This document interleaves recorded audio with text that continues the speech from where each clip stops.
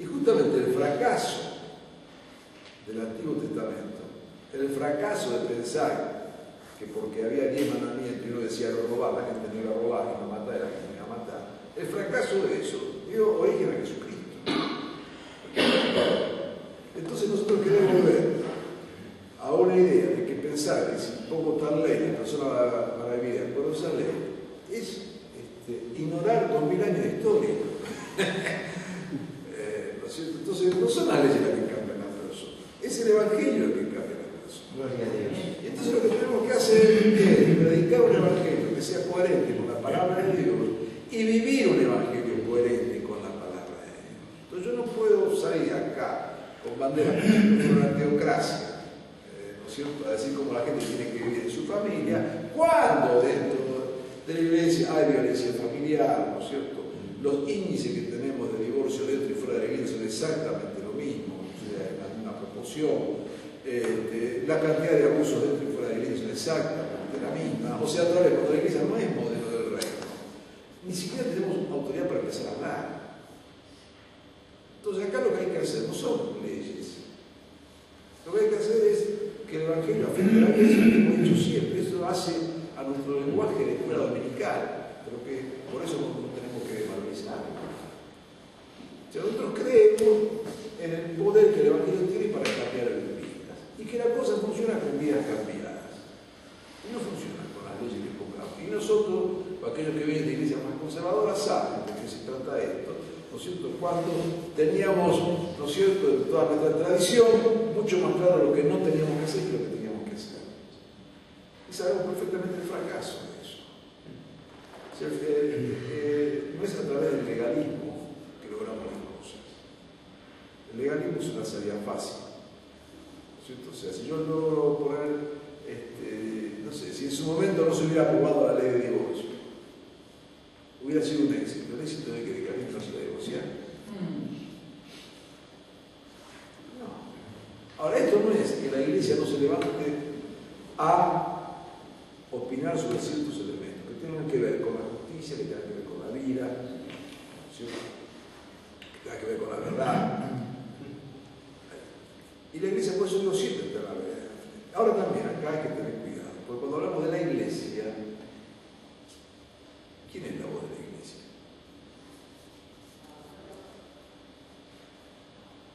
Y entonces ahí tenemos que asumir también nuestra propia precariedad en eso. Y asumir que tenemos un largo camino por delante,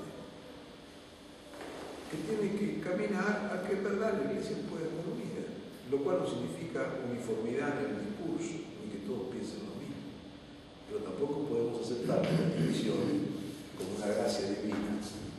Estamos contentos. Entonces tenemos que aceptar que la iglesia es plural, tenemos que aceptar que hay varios en la iglesia con ideas diferentes, ¿no? y trabajar con eso. Bueno, no quiero extenderme, nada que voy, pero bueno, ok. Me gastaron la pregunta, pero sí, me contestaron varias cosas ya de lo que yo pensaba preguntar, pero compartimos con Alberto una anécdota del tiempo de Alfonsín, que siempre fue mi gran pregunta: ¿por qué nos arrimamos a los políticos? ¿Para obtener algo o para decirles algo? Y en una monografía que yo escribí, que la tuvo que corregir Alberto, pobre, pongo una anécdota del tiempo de la Sociedad Bíblica Argentina, donde venía un pastor detrás de otro a comprar una Biblia porque había conseguido una entrevista con el presidente de la República, con Alfonsín. Y la mejor Biblia, Biblia fina, de esa de papel India y todo lo demás, y con la inicial en oro, RA, que habíamos logrado un artista que las colocaba, ¿no? Claro, vendimos una, vendimos dos, vendimos tres, vendimos cuatro. Al quinto le dije: mira, hermano, ya le entregaron 4 Biblias a Alfonsín. No, pero yo... Bueno, la cuestión es que como todo el mundo tenía un llamado de Dios para entregarle una Biblia a Alfonsín, logramos vender mucho más de 100 Biblias de esas finas.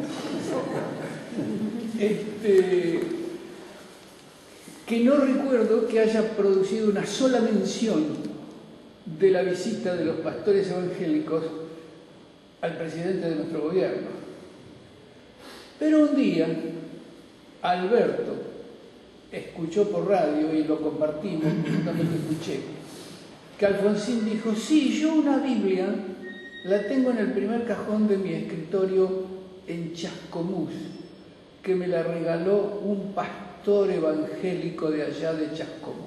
Y Alberto, ni corto ni perezoso, sabía quién era el pastor Tolopilo. Claro, el papá de Henry Tolopilo, Claro.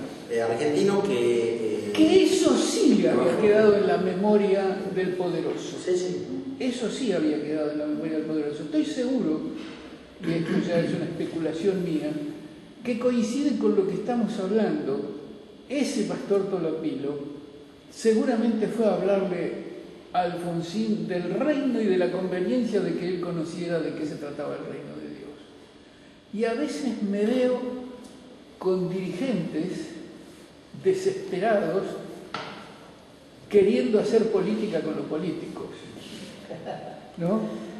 Y veo los fracasos, las 100 y pico fue un buen negocio para la sociedad bíblica, vender más de 100 Biblias finas con las letras en oro era muy buen negocio, pero tratamos de detener la catarata esa, pero no hubo manera.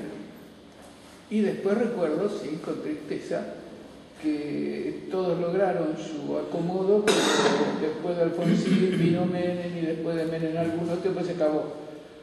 Pero, ¿cómo nos arrimamos? ¿Nosotros nos arrimamos al reino de la política, o el reino de Dios cae sobre la política con sus propias opiniones? Esa sería la que creo que lo ha contestado Norberto ahora lo último. Terminado ya el tiempo se va, pero para mí es muy importante que tiene que ver con esto que estás diciendo, que es cuando Pablo del Hecho 24 está delante de Félix. Félix era un corrupto y estaba casado con una judía. Entonces te venía mal, van encaminados, estaba todo complicado, ¿no? Y entonces se da la oportunidad de que Félix lo llama a Pablo, porque había escuchado lo que estaba pasando, qué sé yo, y lo llama para que le explique. Ahora, ¿qué hubiéramos hecho nosotros